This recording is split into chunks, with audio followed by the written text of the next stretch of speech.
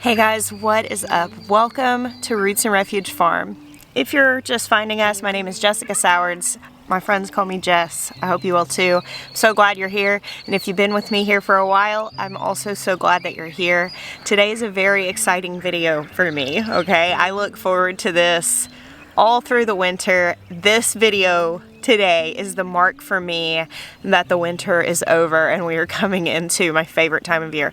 This is our first garden tour of the 2023 season. Every year I do about weekly tours of my garden, going through kind of showing the process of different things. This started years ago. I think 2018 was the first year that I started my weekly garden tours, and I actually began filming these purely for myself. I didn't expect anybody to watch them because they're very long videos. I'd gone through that winter previously with all of these little clips that I had made on my phone of the garden, that I make little video notes for myself to help remember things, and I would watch them over and over as it was the gray of winter and I would miss the garden so badly. And when spring rolled around, I thought I'm just going to do a really long video just showing all the details, and if nobody else watches it, I'll watch it. And as it turns out, I found my people with that video. It was my first video to ever really take off on YouTube, and I continued to do that over the year, and it became a very special thing for me because, truth be told, I had spent most of my gardening journey so excited about heirloom varieties and all the things that I was growing, but I didn't have a large community in my actual real life of people that I was spending time with that shared my passion. And I was completely used to talking about the 80 varieties of tomatoes I was growing, or these really cool seeds that I had gotten in a trade from someone over in England, and all these different things, and people would be like, oh, that's really cool, you're very enthusiastic about this. But then the garden tours happened and I would share these things and you guys actually cared. So it has grown me as a gardener. I know it's helped a lot of you to be able to see things grow and to follow the process of them and understand in real time how a gardening year unfolds. And I'm glad to be able to share it with you. I'm sorry that my chickens are being very chatty. I got out here, the sun is just popping up over these trees. I got out here early because the garden is a lot bigger than it used to be. And I'm still trying to figure out exactly how I'm gonna do these videos in such a way that they're not 3 hours long, so we're gonna figure that out. So I'm gardening in the Midlands of South Carolina. We have 27 acres here, and I need to do like an actual aerial measurement of our actual garden space, but I think everything included here, it is currently around 40,000 square feet. I will update that in a later tour. They just updated our Google Maps aerial view with our driveway, and so I could actually measure it now using that. So when we bought this property, it was completely raw, and one of the big parts of planning is we did plan out this long driveway which comes down. This area here is where our house is going to be, and it goes all the way down, and then that's our house that we're currently living in, which will eventually be guest space. And I'll tell you that the main thing that we were planning with the property first and foremost was the house and then the garden. Which, with the permaculture principle of zones, that's a very sensical thing to do. You really want your garden very close to your house, because if you put it out of sight and out of mind, it's not going to get the care it needs. This makes it way more convenient to just pop out and harvest something that you need. So eventually when our house is built, this will be convenient. But in planning this, I had this idea for what I call the garden belt. So behind me here, right behind the garden, there is a fence that opens into our big pasture. That's where all our cows are. Vision was that the driveway would come down, and between the driveway and the pasture, it would be entirely garden. So my image was that whenever people pull in during the growing season, they'll literally pull past the beautiful full garden all the way down to our driveway and, come in our home. So eventually this garden will continue, and this big open space down here will also be cultivated. This green space you see right here will also be cultivated. I'm planning on doing some, maybe I think about crepe myrtles or something, some sort of trees on either side of this drive that goes back into the barn. This is largely going to be perennial and ornamental here, and then down on the downslope, we're going to do a little bit of kind of terracing, and that's gonna be berry. And believe it or not, this is our second year growing here. We're still getting a lot of things established. We're still building this garden bit by bit, but we're actually talking about the potential of putting in a few other in-ground spaces, not in the garden belt, to grow more row crop type things, more kind of substantial food, and potentially having extra food to feed to our animals. Because while this is a very large growing space, once you start considering feeding animals and trying to put up food for a large family for a year, and still having some to share and grow for pleasure rather than just being completely focused on, you know, effective and productive growing practices, turns out that maybe we could use a little more space. Unbelievable. But so this is zone 8. We're actually kind of in a place where we could technically be called 7B. We're just right on a line. So I sort of err towards 7B. And in designing this garden, I had a real hope to showcase different styles of gardening. And today we're going to go over all of those. I'm going to talk a little about my plans. Being the beginning of April, I do not have just a ton of stuff actively growing, but we're about to, and that's why I wanted to go ahead and start the tours so that you can kind of see the baseline, because this is going to change massively just in the next couple of months. I'm currently standing here in the raised bed portion of the garden, and many of these beds are currently empty. Like this one's entirely empty. Here I've got one kale plant here that hadn't gone to seed. I left it because we're still kind of picking on these a little bit. Basically all that's left in the garden beds right now is what was able to survive through the freezing temperatures of the winter. Like I've got quite a few pansies. These things are pretty tough. And soon I'm going to be taking a lot of this stuff out, because it's really time to start transitioning into the spring garden. Our estimated last frost date, according to all the charts I'm seeing, is about the 3rd week of April. Interestingly, in the past couple years, it has said the 1st week of April, but then we've had a late freeze, so I guess they've modified that. Right now on the 10-day forecast, it does not look like we have another freeze. I may plant some seeds out here, but I won't be transplanting any frost tender plants out until I feel pretty confident that I can protect them at large. It's not a big deal if you're going to put a couple of plants out, because you could just cover them, but obviously if I planted all of this with frost tender plants, I would be making a lot of work for myself if it does freeze again. So over here I have some elephant garlic as well as some regular garlic. A lot of my garlic, we had a really hard freeze in December and a lot of my garlic got really damaged. So I don't have a ton out here, and that's why I have these like strange empty spaces, but that's okay. We'll just plant around those. Here's another bed that's largely empty. These are peas. Actually, these are some ornamental peas. We planted these in the fall, like the end of the summer, and they ended up getting knocked back by a freeze. I'm planning on just leaving those with this trellis here and kind of planting around them. I'd like to give them a chance because I think it'd be really pretty. Here's one lone random rutabaga that just needs to make it onto the meal plan. There it is. Again, more empty space here that we've already cleared out. So one thing that I get asked a lot this time of year is people are coming in to getting ready to replant their gardens. They say, what do you do if you have mulch already down? And these beds were heavily amended with fresh compost in the fall.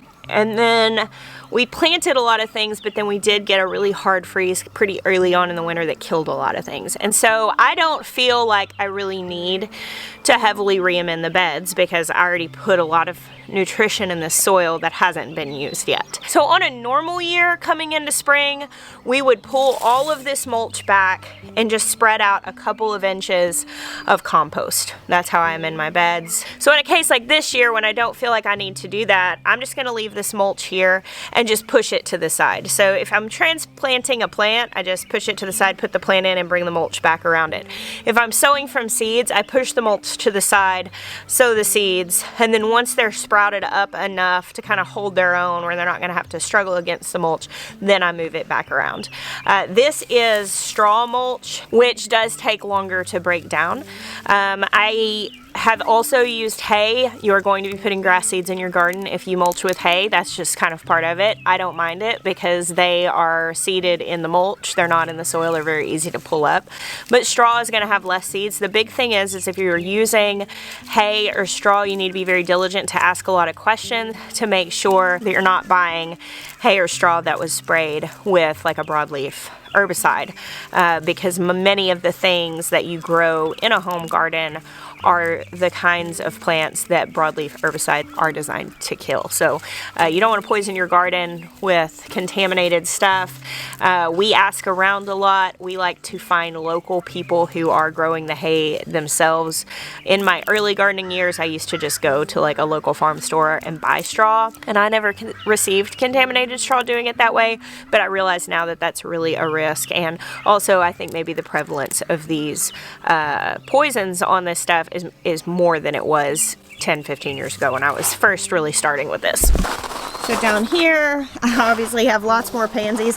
I just almost hate to pull these out because they're so cheerful and happy, but I am going to need to pull them out to make room for the spring garden. I'm just giving them as long as I can. More garlic. Here, this bed is primarily full of onions. I do have some more decorative peas over there. Now these onions did get knocked back pretty seriously by that cold at Christmas time, and I'm waiting to see how well they're gonna bulb up, but I should know here pretty soon. So I planted my onions and my garlic right before Christmas, which would usually set us starting to harvest them like late May, and we'll see soon if these are gonna bulb up. The risk is that potentially they got knocked back and started growing again, and that they won't develop bulbs, that they'll just go straight to seed. I hope not. I hope I get to harvest onions this year. I do have a little bit of cilantro here that's starting to go to seed because we've had some really warm days recently. Another bed that's largely empty. I've started sticking some herb plants in. Like this is a thyme plant, and here this is very much a perennial. This will get really large and take over this whole section, and I'll be harvesting from that for years. And down here on this end, I stuck some lemongrass in, which I'm really excited about that. Lemongrass is one of my most favorite smells, and it makes a really lovely tea. And here I've got a bed of rutabagas that we're steadily working through, and lots of brassicas over here that have gone to seed. And this is a turnip that's gone to seed, and I was just leaving it. Now it is starting to develop seed pods, which are edible. I was leaving it because the pollinators are really enjoying the flowers of all the stuff that's gone to seed, so I wasn't in a massive rush to take it out. Here's some Ragged Jack kale that has started to bolt, and here some just regular blue Scotch kale that has begun bolting. And I'm actually thinking I may take these blossoms like this. Here, let me show you. This is a really delicious way to eat kale. Once it started to bolt, you can actually eat these. It's kind of like a tender broccoli rabe, and we have quite a lot of these here, so I was kind of giving them a little bit of time before I pulled them. So I had someone ask me what I think is a very fair question. I did a video vlog recently kind of showing all the things that were bolting, because we had several days that exceeded 85 Fahrenheit, 27 Celsius, and that's all it takes. Just a couple of days like that will send brassicas to seed.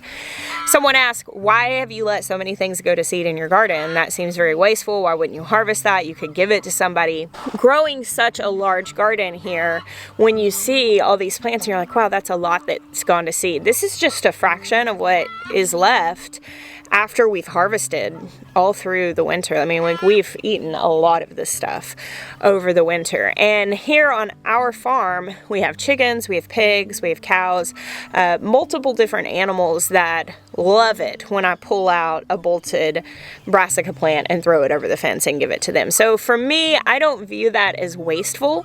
I do make it available to multiple friends and family members that if they want to come over and harvest whatever, they can.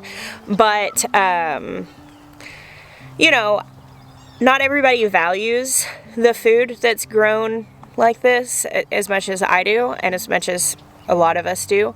And so for a lot of people, like a bunch of kale in their mind, even they're thinking, oh, organic kale, I can buy that at the store for $2. And a lot of times people don't want to come out of their way to get it. And I'm also not trying to make a kale delivery service. So I just let it go to seed. I let the bees enjoy the flowers if I don't enjoy them first. And then I take anything that's excess and we then process it in the closed loop into our animals to sustain them, because they then create eggs and meat and milk to sustain us further. That is so good.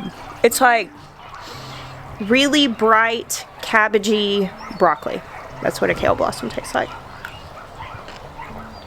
Saute it in some butter. So good. So I've been getting lots of questions about how to build our raised beds.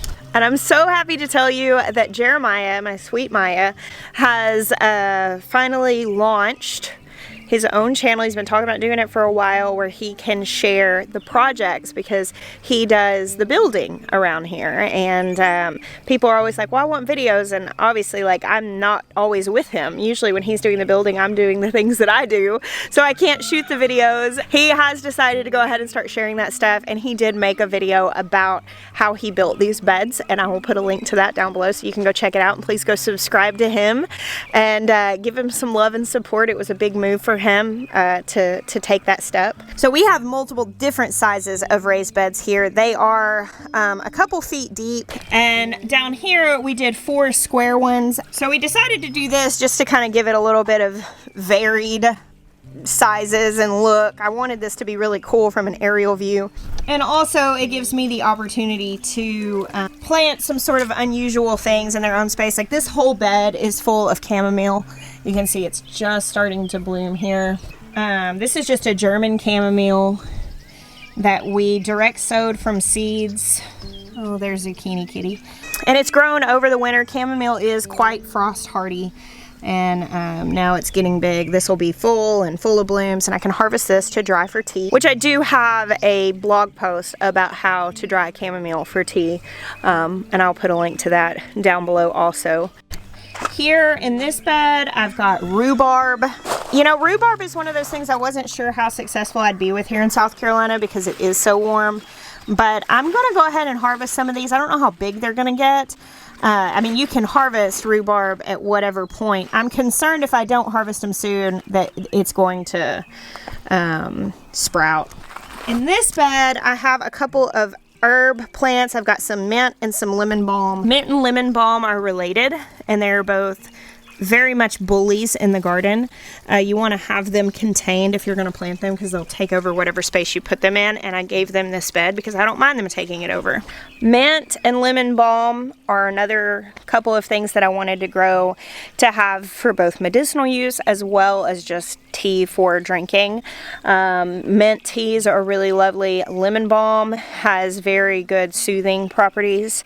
I'm pretty sure I've got a blog post about that also. I'll link that too, so you guys can read a little bit more about it. But both of these are extremely prolific plants, and it's amazing to me that if you go to the store and you buy an organic peppermint tea, you're going to spend $4 or $5 for what, 12 tea bags, maybe 20 tea bags, and if you buy loose leaf, just a small container can cost you very much the same or even more. You would be amazed at the amount of money you can save if you grow mint on your own. Growing teas, especially when it's things like peppermint or lemon balm that are so prolific, and just growing herbs are a great place to start with gardening if you want to see the savings on your grocery bill, if tea is something that you actively drink. Another thing that I'm growing a ton of this year is basil, all different kinds, because we make a iced tea from basil. And it actually took me a while to see the value of growing teas in the garden. You know, you try to grow your food, but herbs and teas, I feel like give you the bang for the buck, that you can actually stop buying something at the store, and that's very bolstering in the efforts of gardening. So here in the front and repeated over on that side, I've got some raised beds that are 16 feet long that have purple asparagus in them. And this is the second year for these asparagus crowns. You'll read a lot of things that say wait 3 years to harvest asparagus, and that's actually more referring to if you're sowing from seeds. When you're sowing from crowns, you're actually kind of jump starting that rule, and you'll see that we have some like really massive asparagus stalks coming up here. A lot of these came up here. I'll show you. This is a little asparagus that's actually popped up reseeded from last year. So you can see like this size, you would want to give that a few years for these to get established. Whenever you have stalks coming up this size, you can definitely harvest them. Basically, you harvest the stalks for a while, and then as they get smaller and smaller, you finally just give them a chance to grow, to get the energy into their roots so they can give you another harvest next year. I'm letting a lot of these go, even though it is the second year, and I probably could harvest more than I am. I want to make sure they're established because a lot of them came up this year and then got frozen back and killed. I'm definitely seeing some start to come up a lot smaller, and I just want to give them a chance to get set up well so I can have lots of asparagus in the future. All right, so I'm actually going to come down here on the other side and work back so I'm not pointing you guys into the sun so much. I'll find my bearings and figure out the best time of day to do this. I'm not 100% sure yet how I want to. So on this side of the raised bed garden, of course we have the greenhouse and the perennial garden in the middle.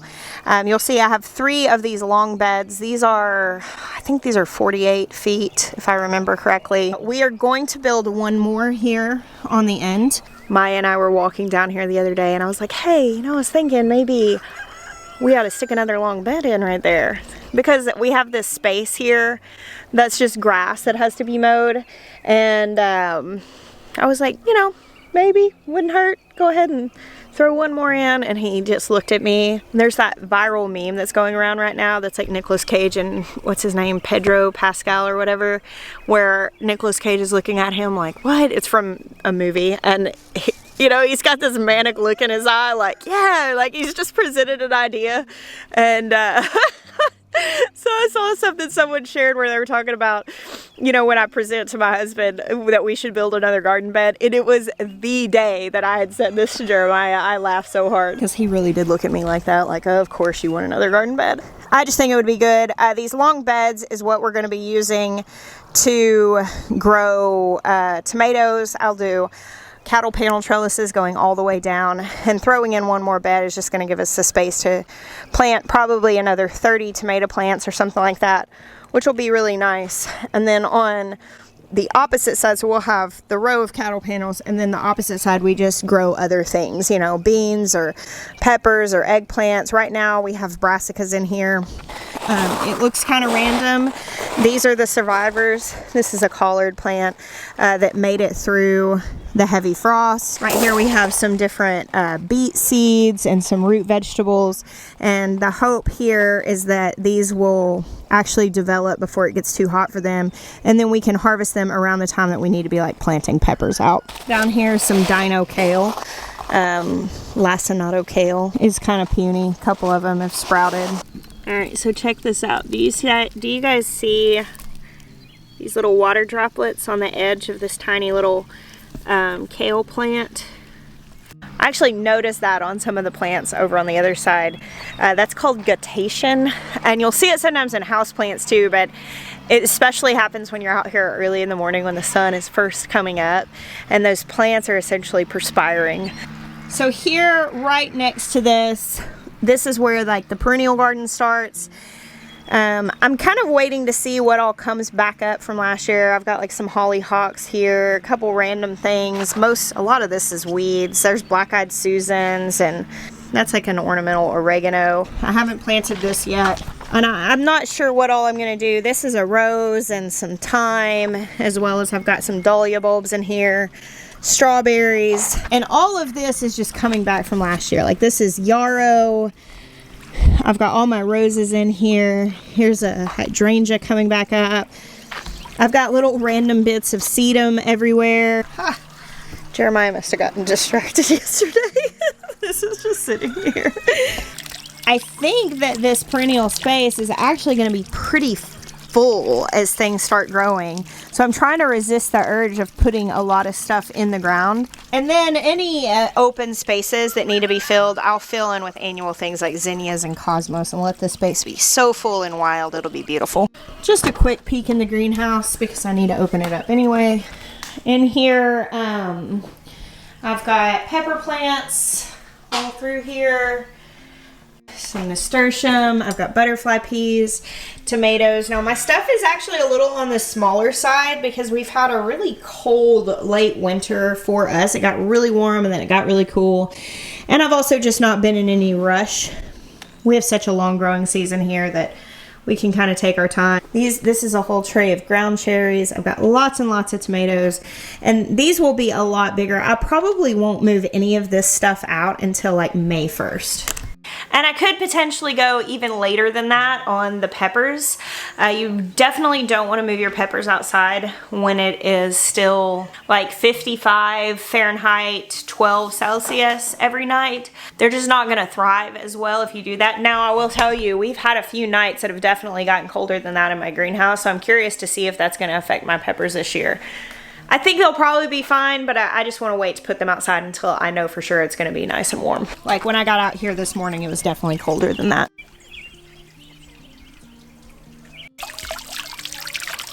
All around the bottom of this fountain, I have they're called gamecock irises. They're like a black water-loving iris. They get a little on the larger side, so I'm kind of waiting to see if they work here, but they really like the splash of the fountain. So down the garden belt, currently we do not have a fence, as you can see, because we have still been adding a lot of infrastructure that we want to be able to get easily in and out and bring equipment in and all of that. Once this bed is built and once we finish with everything that needs to be done with the pavilion and finishing the graveling, which by the way, we put this pea gravel down.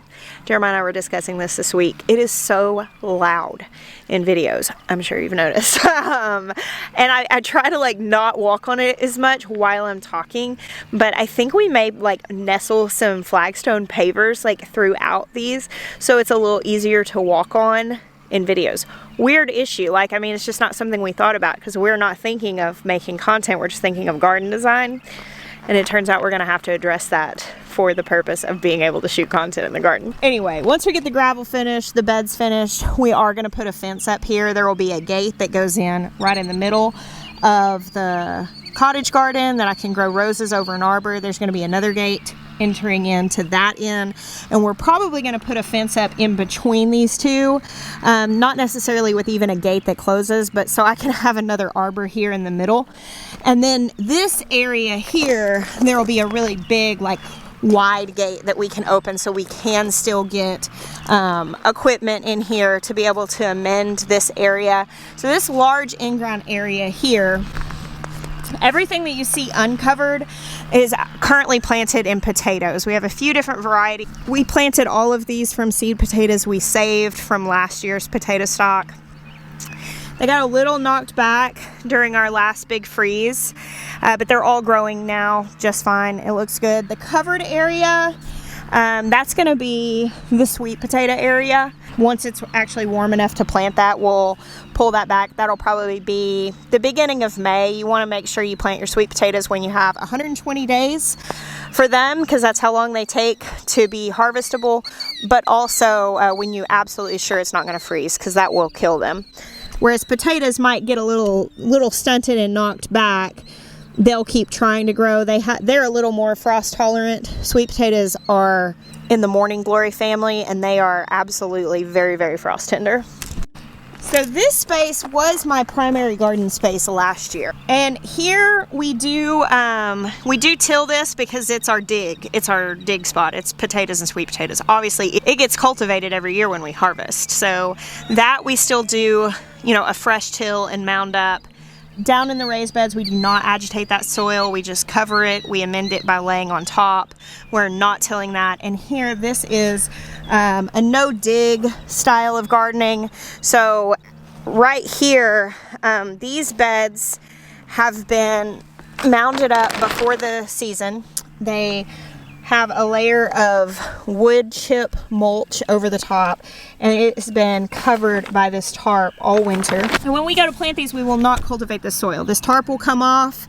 So one of the ways that we sow when we have like this thick layer of wood mulch is that we'll actually move it out of the way, maybe dig out a bit of a trench, shallow trench, and backfill it with some like good loose potting soil or something like that. Just some good soil, compost that's really broken down. And then we sow the seeds into that. And so it can then grow down. And then once it starts growing, we'll kind of move those wood chips back over to cover that soil up.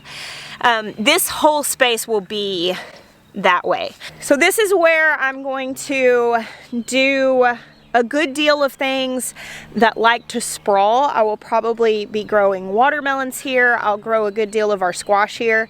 I'll do small melons in the raised beds on trellises, things like Kajari melons, small cantaloupes or honeydew. We have one we like called the Kiko chrysanthemum melon that are really, really little, and my kids like to come out and like break them open and just eat them in the garden. They call them Mowgli melons because they remind them of the Jungle Book. And I might put some okra and some big things in the raised beds because we have so much space there. But here is where I will grow most of that stuff. This is really good soil, but I want to be able to give the things space to kind of sprawl out here. Last year this was my primary garden space because we hadn't built the raised beds. So I grew tomatoes in the ground here and peppers and all of that, and it did really well. We had arch trellises here, and I may throw some trellises up here this year also, but primarily I am envisioning this space being my sprawling space. We have a pergola up in front of our house that was over our original garden here. We just put some raised beds here when we first moved, and we've since moved those out. And I think we're going to move that pergola over here so we can actually put some shade cloth over part of the space.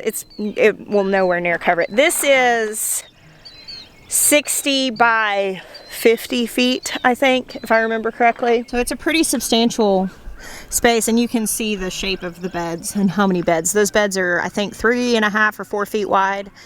And then we have like 24-inch walkways here. So there's a lot of garden space here. Look at this. We have little sunflowers. That's a sunflower. That is a volunteer that popped up. We had several, but then the frost killed them. I'll leave him there. I'm a sucker for a volunteer plant. Just the tenacity of something that so eagerly wants to grow. I just gotta let it whenever I can. If it's not just terribly in an inconvenient place, I'll just let it grow. And sometimes if it is in a terribly inconvenient place, I'll move it over into a more convenient place. So maybe we'll get some cool sunflowers there. All right, let's pop in the first high tunnel. Now this tunnel is being converted. We had citrus and more perennials in here. We're moving it over to a more annual space just for the sake of being able to make more food. I've got my strawberry green stalks here showing off. Look at that. Look at all of those. That's amazing. I'm gonna have to tell my kids. They'll come down here and eat this for breakfast. Got some Brussels sprouts, some cabbages. You'll notice these haven't bolted because this high tunnel has a 50% shade cloth over the top of it, which makes a massive difference in the intensity of the UV, whereas all of that stuff in the same, obviously, high temperatures is all going to seed. These look really great because that shade cloth is keeping them cooler and keeping them from rushing out of this phase, which I'm glad because look at that. We've been enjoying this cabbage. So my damaged citrus, which really struggled with the cold this year, is starting to grow back. We have not hastily cut these off because I wasn't sure exactly what all was still alive. But like this one looked like a real goner. That's a lemon tree. You can see here there's some fresh green sprouts coming out. So we've put these all in pots. I'm going to continue growing those in pots. This is where I was talking about being kind of like on the line between 7B and 8A. You can grow citrus like that very simply in 8A. Your zone has nothing to do with how long your growing season is, when your frost dates are. Your zone is based on the average low temperature for your area. So zone 7B on average gets about 10 degrees colder in the winter than zone 8A. And this winter, our low temperature was definitely a zone 7 low temperature. And it knocked that citrus back pretty bad. I had it in the beds here and I realized that's not really gonna work. So we put it in pots. That way next winter, if we have cold temperatures like that coming, I can just haul it down and put it in the glass greenhouse, which is a heck of a lot easier to maintain a higher temperature than it is in one of these. Like a high tunnel is really more for season extension in this way. It provides a little bit of protection. It helps things go through a little bit of frost. With the shade cloth, it extends the season massively in a hot place like South Carolina. People work really hard to like seal down their tunnels and then to add extra layers inside and to wrap things inside. I'm just not that committed to doing it. I would rather just put them in pots and put them in the glass greenhouse because that's easier for me. So we do have some random strawberries in these beds, as you can see here. Here I've got some banana plants. I did decide to leave these in and let these grow just because they're beautiful and very, very striking here in this space. But for the most part, we're taking anything else out of here and we're gonna grow seasonal vegetables. So this is where I'll grow my peppers this year. In my experience, the peppers do really, really well in the high tunnel. They do really well with the shade cloth. Peppers love the heat, but they do struggle a little bit with intense sun. Anytime you're reading what a plant needs, if it says full sun, it actually only needs like 6 to 8 hours of sunlight a day. A lot of people make the mistake, oh, listen to the wild geese. So lovely. A lot of people make the mistake of just completely roasting their garden, thinking that that's what they have to do to give it full sun. So we built our garden here in the middle of a cattle field. I mean, this was nothing. It was completely open. And I knew when we first got started, we needed to develop some shade. While I would say it is more difficult to grow a garden with not enough sun, having too much sun definitely poses its own issues. And in a place like this where you're looking at high temperatures in the summer that are very commonly over 100 degrees Fahrenheit or 38 Celsius, if you don't give your garden sun protection from the summer sun, it's going to be toast by about the end of July. Things are just going to get really crispy. They're going to start having a lot of stress. Stressed plants do attract more insect attacks. That is why we have like high tunnels. That's why we built a pavilion. I mean, obviously to enjoy the pavilion, but I'm not worried about that casting shade. That's why I like using cattle panels and big wall trellises and growing a lot of my foliage up, because it helps shade each other. And I don't have to worry about there not being enough sun. I do realize that in some places that are growing with very short seasons, that potentially don't have high temperatures, you may have to be more mindful of unintentionally creating shade in your garden, especially if you do have like a wall of trees or a house or something that's also adding to the shade of your garden. But I think people worry about that a little more than is necessary in my experience, because 6 to 8 hours is really all you need. All right, into the next tunnel with a brief stop in between. Here I have a row down either side that's full of strawberries, and in the middle I've got these raised beds. I just planted a lot of dahlias in this one. I'm going to do a couple different types of dahlias in these. I do have a couple blueberry bushes here that we stuck in. I plan on leaving those here, so that'll be a little hodgepodge. This is the tunnel that last year we actually got some contaminated soil, and we worked really hard to redeem this using worm castings and mushrooms by growing crops that pull a lot of toxins like sunflowers and wheat. And while I am going to take some of this soil and see if I can grow some nightshades in it outside of here, I am not going to attempt to grow a lot of nightshades in this year. I'd shared that this was kind of just like a really heavy thing for me, and several of you made a suggestion that I absolutely loved. You said, why don't you turn this into a cut flower space, because it'll bring a lot of joy back to a space that had held a lot of disappointment and frustration. And I loved that idea. I love the idea of doing cut flowers instead of more food in here for the time being. And honestly, I wanted a cut flower high tunnel. I've wanted to do that. But in my mind, last year, I didn't feel like I could give the space to that because I didn't have as much food space established and I was trying to grow food. But now we have so much food space that making this a space full of cut flowers that we can use, potentially sell at market, and also just be able to fill our home with beauty and joy and enjoy the space. It'll be the first thing people drive by whenever they come in our driveway, and I love it. So there are some odds and ends growing in here right now. Stalks here loaded with strawberries.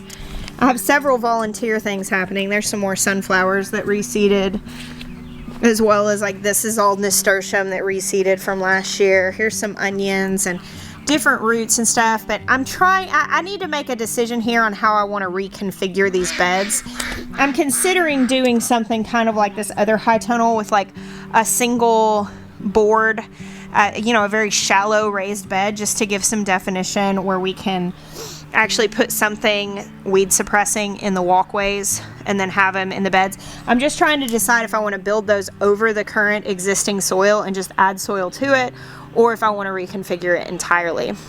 I do like this layout.